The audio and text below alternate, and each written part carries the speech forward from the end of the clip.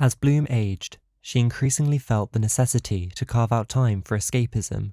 Muir Woods had been her sanctuary for years, with its towering redwood trees and air saturated with the earthly perfume of damp soil and the sweet scent of sequoia. It had become her favourite place to sketch and find solace.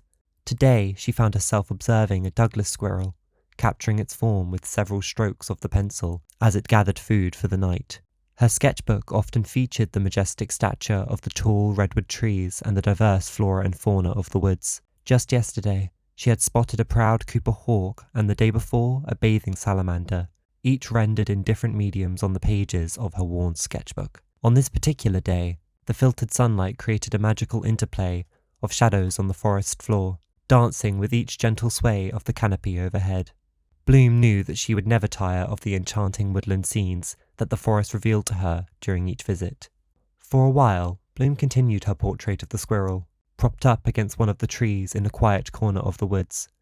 The tranquility was only interrupted by the rustling leaves and the occasional chirping of birds high in the canopy.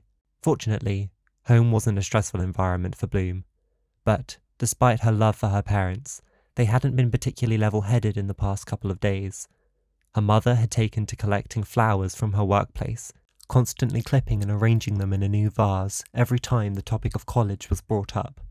Her father wasn't much better, dismissing the subject whenever it arose. Bloom extended her sketchbook at arm's length, carefully examining her handiwork. Her eyes darted between the squirrel, still scurrying about on the woodland floor, and her drawing. The creature's form was nearly perfect, resembling the outline of a photograph, but something was missing. Pausing for a moment, she rummaged through her bag, retrieving a battered and stained box of soft pastels.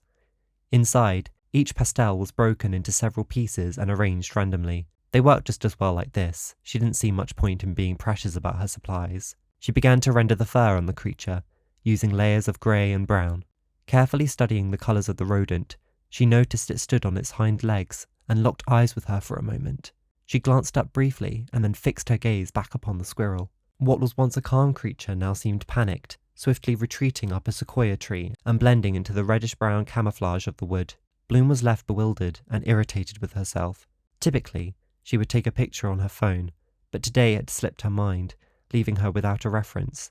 "Oh, you're kidding," she muttered under her breath, before redirecting her attention to her sketchbook, going back and forth in her mind as to whether she should continue from memory or pull up a reference photo at home. The atmosphere beneath the canopy had grown markedly dim as dusk settled in, casting a shadow over the wood. There weren't many people left in the park, which, admittedly, was just how Bloom liked it. A gentle chill permeated the air. The once melodic chirping of birds that punctuated the soundscape had vanished, leaving only the eerie howling of the wind. Bloom stood up and brushed the eraser shavings from her jeans and retrieved her red sweater she was sat on, shaking it to dislodge any dirt before tying it around her waist. It would soon be time for the part to close anyway, and she could have 20 unseen texts from her mum that won't reach her until she leaves the cover of the forest. Closing her sketchbook, she quickly tucked it into her tote bag alongside her pencil case and pastels. An unshakable feeling of being observed lingered, that unsettling sensation many could relate to. The fine hairs on the nape of her neck stood on end, and with every focused moment, she could almost hear another creature's breath echoing in tandem with hers. There aren't any bears in Muir, but she wasn't about to try her luck against a mountain lion or a coyote either. Her bike wasn't parked far, so she began wandering back to the entrance. As she took her first step, from behind her a sudden snap of a branch cracked like a whip. She turned quickly to face the sound, narrowing her eyes to scan the surrounding trees and bushes. The dimness had deepened with the last rays of dusk filtering through the leaves of the canopy. The chilling sensation intensified, as if she was staring right back at something or someone. "Hello?" Bloom called out, moreover to hear the comforting sound of her own voice rather than expecting a reply. Feeling her own heavy breathing, she took a moment to compose herself, closing her eyes and inhaling deeply. All of the stress of the acceptance letter had probably gotten to her head, she thought. Just as she managed to regain her composure, a creature emerged from the shadows, unlike anything she had ever seen. It ascended from the ground, growing taller with each passing moment, casting a looming shadow over her. As its features began to materialize, it revealed an eyeless face, marked by a wide, uncanny and sharp smile with 2 slits for a nose. The head, almost human, but bold, veiny, pale and grey, led to a body even more alien. Pointed limbs resembling spears, a dried blood-coloured exterior, and ligaments encased in what looked like a roach's shell.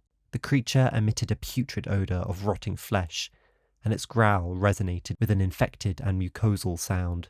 Bloom stood paralysed with fear and sheer shock. The creature purred, sniffing the air, inching closer to where she stood. "My God," she said under her breath. And at that, the creature shrieked, and in a flash, Bloom was running faster than she had ever before, the foliage rustling beneath her feet. The same air that once brought her comfort now became an obstacle to wade through. The creature followed suit. It was faster than she was, but far more clumsy, crashing into the redwood trees as it stabbed its limbs into the ground. She couldn't look back now. She just couldn't. She just needed to make it to the entrance of the woods. Perhaps it wouldn't follow her back to town. The creature bellowed in frustration behind her. She ran into an open glade, the canopy above opening up to the evening sky. But she didn't recognize this part of the woods. As she tried to look around for the best way out, she tripped on something at her feet and fell brutally to the ground. This was it. She was going to die. "You know, the evening light does wonders for the complexion, darling. I'm so glad you decided to join me out here." A voice spoke from behind Bloom. She stared at the ground blankly, pushed back her hair, and rolled over. The creature was at the centre of the glade, but between them was a girl with long golden blonde hair. Tendrils of warm holographic light seemed to orbit her body. She stood tall, statuesque, and confident. "Are you okay?" she asked Bloom, turning to face her. Bloom simply nodded, captivated by one of the most beautiful girls she had ever seen. With slightly wide-set amber-brown eyes, light golden tan skin, and a cheeky smile, the girl wore an orange and yellow robe over a scaled, shimmering jumpsuit. As she turned to face the creature again, Bloom noticed a small pair of translucent, holographic wings attached to her back. The girl shot spectral spears from the orbiting tendrils around her. Each spear hit the creature, dissolving into its body. It roared and charged back at the girl. Then, with a leap into the sky, she fired a concentrated beam of heat at the creature's path. It winced, but swatted the girl like a fly. She fell to the ground and rolled into a dust cloud. Bloom watched as the creature began to sniff again, turning and stalking towards her. Attempting to get up, Bloom found her leg twisted, and in sheer panic, she could barely move from her helpless position on the glade floor. Desperate, she tried to claw her way to the tree line, attempting to hide from the monster, but it was tens of meters away. Bloom faced the grotesque creature, drooling from the mouth. Then, a strong breeze came from her left. It was the blonde girl. The wind picked up, and the creature sniffed again. It walked away, following the direction of the wind into the trees. Bloom let out a sigh of relief as the blonde girl ran towards her. "You're fortunate I arrived when I did," she said, extending a helping hand to lift Bloom from the ground. "The creature is still out there. We need to put as much distance between us and it as possible." As she turned, her wings appeared to vanish. "What are you?" Bloom gasped, her eyes wide in a state of shock. "My name is Stella. Listen, that creature can smell magic, so if you intend to stay here, be my guest. What's your name?" "I'm Bloom," she responded, suddenly grasping the severity of the situation. "I think the exit is this way."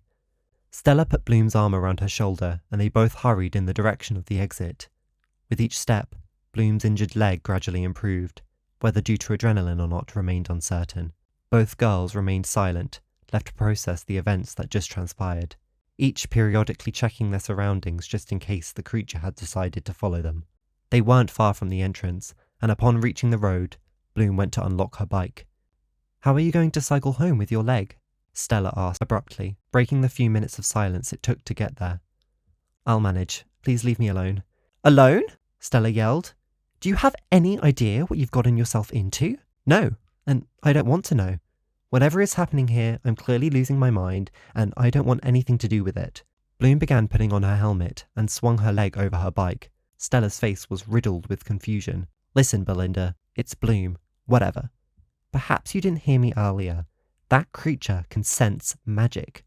So how come it was more interested in you than it was in me?" Stella's eyes stared directly into Bloom's.